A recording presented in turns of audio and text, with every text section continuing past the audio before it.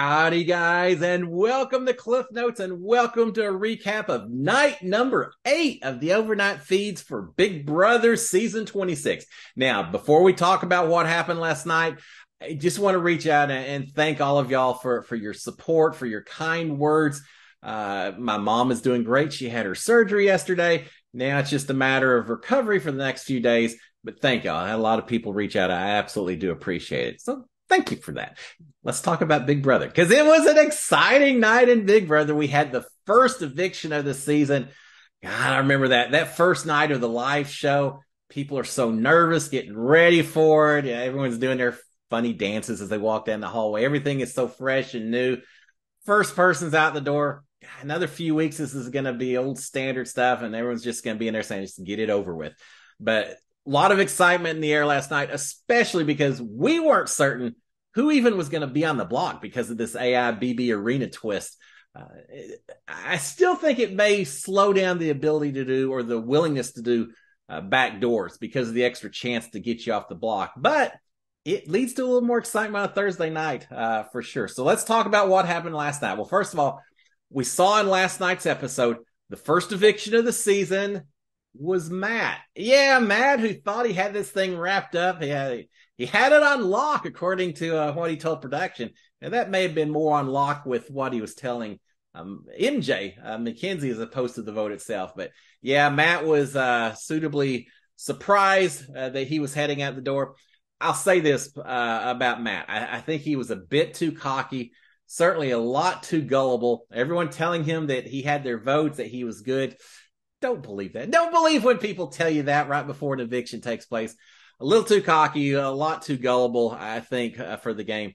But I still hated to see him go, especially because now I think Angela sees his leaving as a bit of a victory, a bit of validation for the way that she has played the game. I think that Angela maybe now seems to think that her paranoia, her lashing out, her burning of bridges, that all of that was somehow successful in the way this all worked out. I think Angela and Matt maybe going on a pre-jury tour together. They may be doing it separately. I think Angela may be not too much longer than Matt was, because she has burned a lot of bridges. She is definitely, I think at this point, target number one in this house from everyone except maybe Tucker.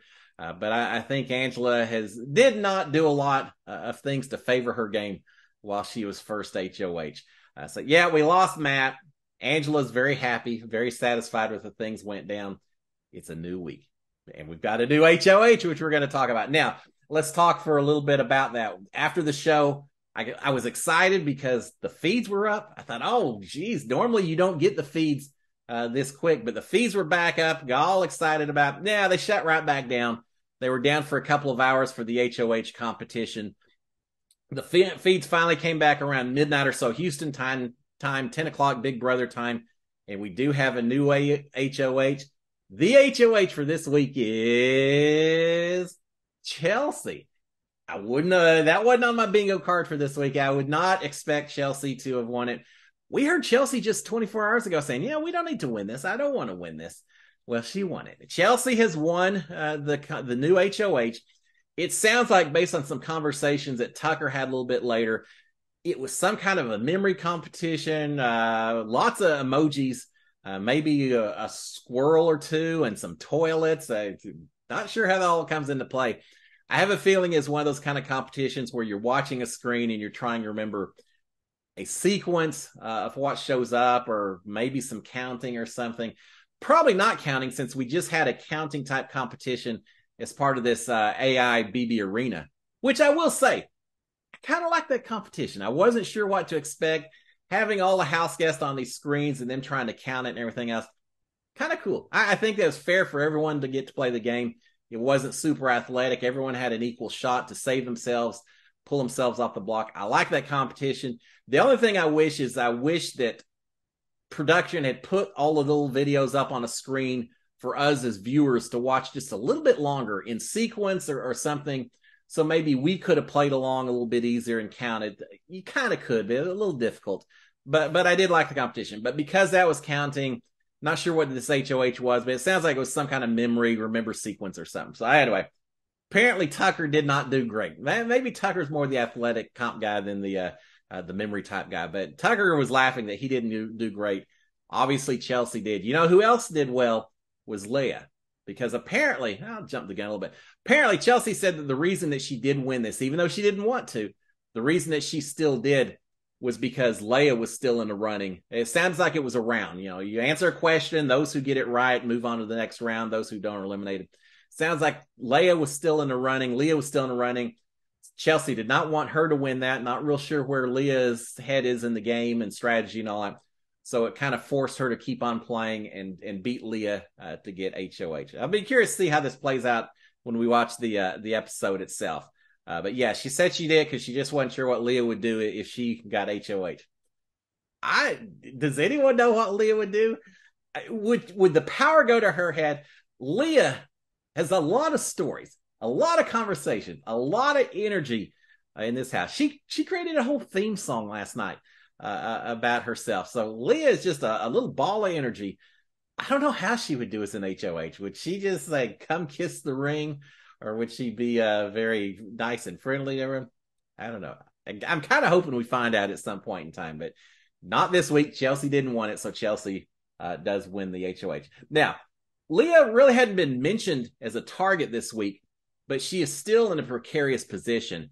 Chelsea later said that right after the eviction, right after Matt was booted, that Chelsea had come up to her and said, look, just so you know, I'm not aligned with Matt and Mackenzie, MJ.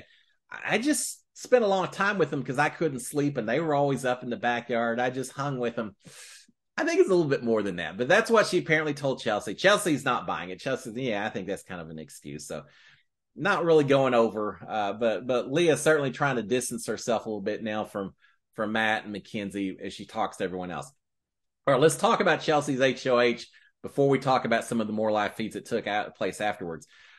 Chelsea, second HOH of the season. The house guest that she basically has connections with, and I would consider safe as a result, Cedric, Cam, Brooklyn, T-Core, Quinn, and Joseph. All of those she has either working relationships, some kind of an official formal alliance, connection, etc. So how many? 6 people. Cedric, Cam, Brooklyn, T-Core, Quinn, and Joseph that she's tight with. They're all going to be safe. It's the other side of the house that may have a little exposure this week. Now, Chelsea said last night that her main goals this week was one, she kind of didn't want to make a lot of waves this week. She saw Hurricane Angela and how that affected the house. That's the last thing she wants to do, is have that kind of HOH. She doesn't want to make a lot of waves. She is thinking that while she's there, she'd love to flush these powers out. They spent the last week talking about who has the powers, who doesn't. She just wants to get these things taken care of. In other words, she doesn't have some huge strategic target. She just wants the powers out, the uncertainty that exists with those powers. She wants them gone. So she wants to flush the powers. With that in mind, since she thinks that Lisa has the power, did this all come from Tucker? I don't know if anyone it seems like Tucker originated this idea that Lisa has the power. And Angela too seems to believe it, that Lisa has the power. They think that the power is that she get 2 votes. If they only knew what the real power was instead, that Quinn, not Lisa, has. But they think that Lisa has a power that gives her 2 votes instead of 1. Because of that, and because Chelsea wants to flush the powers, puts Lisa in a difficult situation. It sounds like from the conversations that Chelsea had last night with some of her connections, that Lisa and MJ, Mackenzie, Lisa and MJ are the top targets.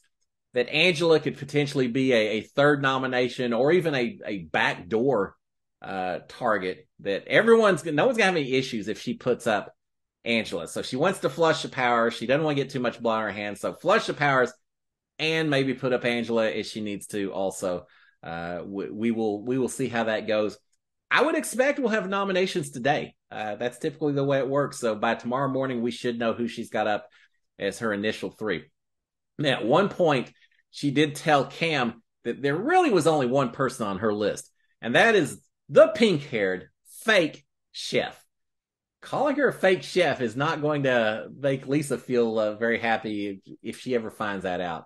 But yeah, obviously Lisa's her target. Now, is she the target because Chelsea just wants her out of here? Or is it because she thinks that Lisa has that power? I don't know. And that's important because later we got a little conversation that takes place that maybe reveals that Lisa doesn't have that power. Perhaps. We'll see. We'll talk about it in a second. All right. So she's going after Lisa. Now, we did have a few other conversations about who maybe to target with her connections. Cedric had mentioned Angela and Kenny and Lisa. The reason he's wanting to put up these three is because he doesn't think anyone will have any issues with it, and he wants to protect the Barbershop Alliance. Cedric is sold on the Barbershop as the alliance going forward. So he doesn't want to expose anyone like a Leah who's part of it and have her telling other folks that it exists. He wants to protect everyone that's in there. So he's thinking Angela, Kenny, and Lisa at his point. Lisa, poor Lisa. Lisa's thinking that Angela is the top target. That Angela's a number one. Of course, Lisa doesn't have any fondness for Angela either since Lisa got put on the block. She's thinking Angela is the house choice for target, that everyone's going to be going after her, which means that when Lisa's name is mentioned as one of the nominations for the second week in a row, she's going to be blindsided. She's not going to be happy at all. We have Hurricane Angela. We may have Hurricane Lisa dueling. It'd be like dueling banjos, those two going against each other, dueling hurricanes at that point in time. She's not going to be happy because she doesn't think that she's getting ready to get put up. All right. Now that we did have later in the evening, MJ talking to Chelsea, admitting to Chelsea that she has the power. It's her that she has the power. So this idea of flushing powers seems a little dangerous to me, MJ, to do that. I haven't really thought it through yet, but I don't know if Chelsea can now connect the dots and say, well, if Mackenzie has the power, does that mean that Lisa does not? I can't remember. I don't think that she knows that Quinn has the power as well. I'd have to go back and look and see which group voted yes, and of the two groups, the two different competitions. If she can figure out that if Mackenzie has the power, then that means for certain Lisa doesn't, or if there still be some uncertainty. We need to check on that. But anyway, MJ has told her that she has the power. Now, why did she do that? Well, there's a couple of things. One, I think it's a little bit of a subtle, very subtle threat of, hey, I've got this power. And she explains what the power is, that I can pull someone off the block at the veto ceremony. America votes on a new person to go in. I think it's a little bit of a subtle threat of basically saying, hey, I've got this power. If you were to put me up, obviously I'll use the power and then you lose control of your HOH. And she was a little more subtle with it than maybe Matt was when he had his conversation with Angela. But I certainly think that was part of what she suggested it. I also think the other reason that MJ suggested or told Chelsea that she has the power, one, trying to, now that she's kind of a free agent with Matt gone, trying to build better relationships with everyone. Certainly you want to build a good relationship with the HOH. But also I think it was a way to maybe show Chelsea that she wasn't too tight with Matt, that, hey, I could have used it on Matt and I didn't. So take that as me being independent. I don't have anyone, Chelsea, so I'm not a threat. Please don't put me up just because I may have been hanging with Matt last week. I think that's part of why MJ has suggested that. In fact, Chelsea says, well, if you have the power, I'm kind of surprised you didn't do it last week with Matt. And MJ saying, I'm playing my own game. It was early in the thing. I wasn't going to use it to save Matt. I think she does say Matt said, don't use it. But Chelsea is now aware that she's got the power. With the fact that she wants to flush him, I think that certainly makes Mackenzie a much more viable target, even than before, because of that conversation. So, yeah, I think it may have backfired on MJ just a little bit. All right, we've got T-Core and Chemo both agreeing that the last thing they wanted to do was win this HOH. That there's no reason they won it this week. They feel like Lisa and Angela are easy targets for everyone. Put those two up. No one's going to have any issues with it. Send one or the other out the door. Yeah, there's going to have to be a pawn, but it's not going to really matter. I even, at one point, I think Chemo may have volunteered. Don't ever volunteer to be a pawn. And I don't know how formal the offer was, but Yeah, there'll be a pawn, but really they feel like Lisa and Angela are the easy targets this week. And I think that's probably the case. You may want to throw Mackenzie in there as a third one. All right, we've got Tucker talking to Chelsea a little bit. He said, Tucker doing his own one-on-ones. Tucker saying that he wasn't a fan of how things went down last week. Chelsea is saying, look, you're not a target. You don't have to worry about this week. Tucker is mentioning Lisa as a target. Imagine that he would suggest Lisa. Suggesting Lisa as a target. And both of them still think that Lisa has this double vote power. So that's still a reason to go after her. Tucker is saying that that if the opportunity comes up, Chelsea, if she gets house guest choice when it comes to the veto ceremony, certainly please pick Tucker. He'll play hard. He'll do everything he can because he wants to keep Lisa on the block. So he's saying, yeah, we're on the same page here. You don't need to be doing anything with me, Chelsea. I got your back. I'm going after Lisa. I'll do whatever I can to help you out. Everyone campaigning to the new HOH. All right, we've got MJ and Lisa talking together in the have not room. Lisa is interested to see what Chelsea does this week. Not really sure how her game plan is going to go.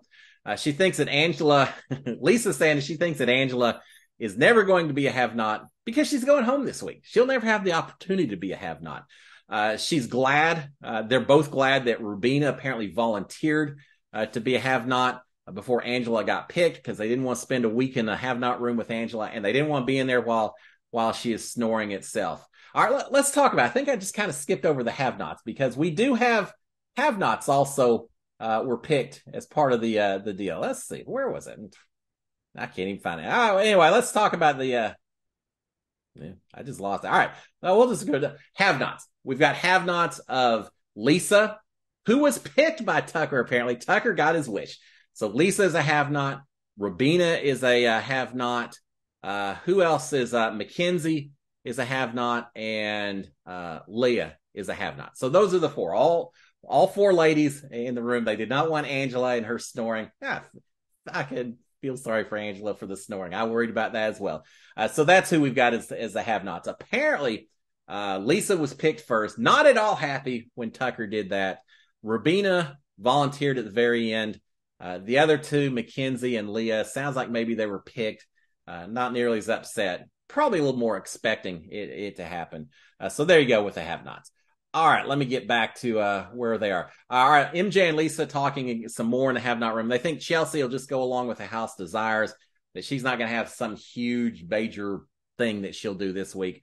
Lisa doesn't think that Chelsea is savage enough to actually put up someone who's a have-not. Well, Lisa, get ready for maybe blindside number 2 because it very well may be happening. All right, let's talk about some of the happenings last night real quick that we haven't covered yet. Chelsea got her room. What time was that? 1 o'clock or so, Big Brother time. Midnight Big Brother time, perhaps. But she got her room. Everyone was there to celebrate. She got picked. She got a letter from her mom. Her mom said no showmances, so everyone laughed about that. We got to watch. Big Brother's kind of cut the HOH room feeds from us sometimes over the past season or two, but we got to watch last night's, which was kind of cool. Here we go. We got new have-nots. I just didn't go far enough. But I already covered, so we'll talk about that. We did hear later that Rubina volunteered. Lisa most definitely did not volunteer. All right, here's something interesting. I've noticed that the backyard is open again. I'm jealous. I don't think we ever had the backyard open up between the HOH competition and the veto competition. It was always closed off between the two. This is a quick little competition that we saw with that AIBB arena.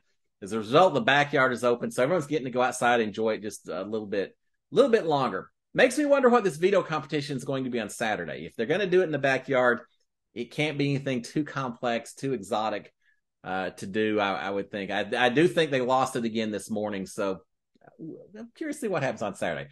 All right, Angela knows that she's probably will go on the block. Yeah, she knows she's a target. She knows that she's going to go on the block most likely, so she's trying to do some damage control. She talked to Cedric and Chemo and Quinn throughout the evening. She asked Cedric, said, hey, put in a good word with Chelsea if you get a chance. So she's aware, but trying to do what she can. MJ talked to Chelsea. She tried to distance herself. Again, we had some of the conversations earlier, but she's tried to distance herself from Matt. She's saying that Angela, once she attacked Matt with on the stairs and all that, once that happened, it kind of made her stick with Matt just a little bit longer. She felt a little more isolated because she got called out by Angela. And so maybe perception-wise, she stuck with him a little longer than she should have, but she's not part of Matt. It was never a showmance, and she just wants to make sure people are aware of that. She's saying that, so she's doing a little campaigning, knowing she may go on the block. Kenny, he's not doing that much not that much or anything to campaign or to avoid the block at this point. It's not just about campaigning once you're on the block. Yeah, sometimes it's kind of helpful to do some visits ahead of time and try to avoid it. Didn't really see that much from Kenny. Maybe it happened while the feeds weren't on, or I just missed it. But that's the problem with not having rewind. It makes it that much tougher to check on. But yeah, I didn't see Kenny really acting too concerned about this week yet. All right, at one point, we've got Angela talking to Quinn and Chemo and Joseph, saying that Matt was telling MJ how to use her power as he was leaving. So again, Angela, as much as MJ's trying to distance herself from Matt, Angela's trying to make sure that these two are perceived still as being in lockstep with each other, pointing out that Matt told her what to do with that power. It seems to me that Angela is very much trying to make sure that MJ is the big target this week. That, hey, you got out Matt. Why wouldn't you just follow it up with the other partner in crime? MJ, I thought she did a good job last week of not making herself a target, even while Matt was making himself one. I don't think MJ's the main one. Now, the fact that she's now revealed she has a power may ramp up her threat ratings a little bit, but yeah, Angela wants it to be MJ this week, as long as it's not her. Sandra Diaz kind of strategy there. As long as it's anyone but me, and that anyone but me is MJ in Angela's minds. All right, we had a pretty long conversation in the backyard with Joseph and Chemo and T-Core and Rubina in the backyard. Before Joseph showed up, it's just the other three. They were talking about Cam. They all like Cam. They think he's a great guy and no issues with him. But T-Core was saying that just because he's so athletic, she wants him gone quicker, sooner rather than later. She wants him gone before they get to the jury phase. She wants to see him out the door. T-Core said that before. She wants all these strong guys gone while they still can. So, yeah, she's mentioning that. Joseph eventually does show up and starts talking as well. Joseph is saying that Matt's comment to him after the eviction, while they're sitting on the couch, he said that, yeah, Matt said, hey, I thought you would want to hang out with me rather than Angela. Wouldn't you? Joseph doesn't really appreciate the comment. It's something along the lines of, I got plenty of cool friends at home. I don't need one more in the house. But Matt was just so sure that I wanted to hang with him that I'd never vote him out. So, yeah, Joseph didn't take kindly to that. They are talking, though, about what a nice guy Matt is outside the house. Apparently, he does some run clubs and does some cool stuff. Said outside the house, he's great, but as a game player, he wasn't that great a player, and we needed him gone, and we're glad he's gone. Chemo thinks that this group talking is all safe this week. They are. I don't see anything happening. Even though, again, maybe Chemo volunteers as a pawn. Don't do it, Chemo. But surely he wouldn't. But he thinks that they're all safe this week. Joseph is saying that the four, and by the four, I think he's talking about Lisa, Leah, MJ, and Angela. He's saying those four are going to be like the plague this week. In other words, everyone's going to avoid them. No one's going to have anything to do with those four. I do think that those four probably are the primary targets. If there aren't some HOH victories by someone within that group here soon, you could have them picked off one by one and make up our 5-member pre-jury out of Matt, Lisa, Leah, MJ, and Angela. Lots of things between now and the jury phase, but I could see that possibly happening. All right, finally, let's wrap this up with a long conversation between Quinn and Leah. Oh, and when I say long, as of like 6 o'clock Big Brother time, they were, what's that, 6 o'clock? Yeah, 6 o'clock Big Brother time. 8 o'clock Houston time. They're still talking on and on and on. Some flirting. There's definitely some flirting going on, but also some strategy talk as well. Quinn has told her that he just needs to let her know she's probably not the target this week, the primary target. He says, but because you were friends with Matt and MJ, you were definitely on people's radar. I just want you to know that. And so Leah's telling him thank you for that. Leah is thanking Quinn for telling her ahead of time that he was going to vote out Matt. She's saying, no one else would really tell me that. You were the only one that was honest with me. I think she said one other person did. I can't remember who it was, but she said most people weren't saying it. I was kind of oblivious. So thank you for telling me that Matt was going out. No one wanted, of course, she voted out, chose to cast her vote for Kenny anyway, one of the three. But she's thanking Quinn for always being there for her. Quinn has told her that, both of them have had a lot of talk last night about working together. Quinn at one point says, look, I got your back. You're my priority. I will solidify anything at all that you want to make sure we work together. Basically, hey, I'll make a alliance. I'll make a final whatever you want so I can work with you, Leah. So he's kind of just throwing it out there. And Leah's saying all the right things. And in fact, Leah's kind of throwing out some information as well. Leah at one point mentions to Quinn about the barbershop, the big group that formed down in the storage room. Does not include Quinn. So this is news to him. And they both make fun of the barbershop name and all that. But she has told him about the barbershop.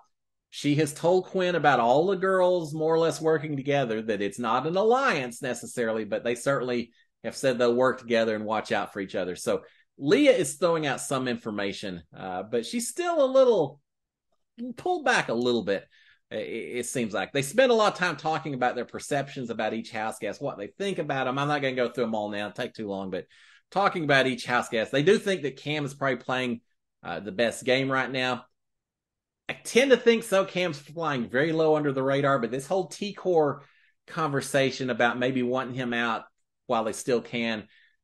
Cam can fly under the radar, but I also think he needs to be working enough with the people that are making the decisions that he isn't viewed as just a non-player that doesn't really affect anyone's game. That's his danger right now. But they're talking about Cam a little bit.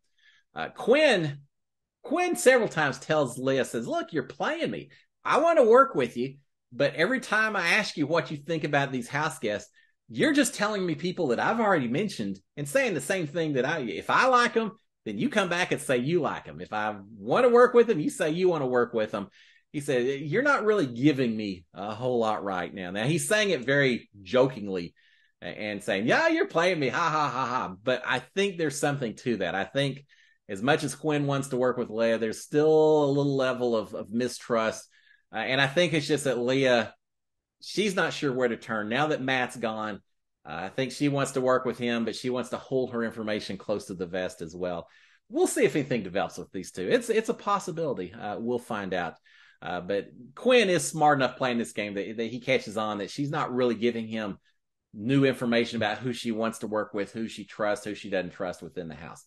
All right, guys. With that being said, again, as I'm filming this, even as late as it is, they're still in the backyard talking. How do these people not sleep at all? Especially because today is nomination day, so they'll probably be woken up even earlier than is typical. So there'll be no sleep for these two. No sleeping during the day either. So tonight we'll see what happens if they get some sleep before the veto competition, which I assume will take place tomorrow. So there you have it, guys. In summary, Chelsea's the new HOH. 4 ladies are the have-nots this week, including Lisa. And we were apparently informed that glitter is not considered part of the condiments that you can have as part of a have-not situation. MJ already begged for some sushi before they officially start being have-nots, and it's too late. You're a have-not, MJ. 4 ladies are have-nots. Chelsea is the HOH. Lisa, Angela, MJ, probably the primary targets this week. And we'll see what happens in the nomination ceremony. Guys, y'all have a fantastic, thank God it's Friday. Y'all have a fantastic Friday. I will be back tomorrow morning to give you a recap on the nominations and see if Lisa actually does get blindsided for the second week in a row. But until tomorrow morning, guys, y'all have a great one. SKD 143. Cheers, my friends. Bye.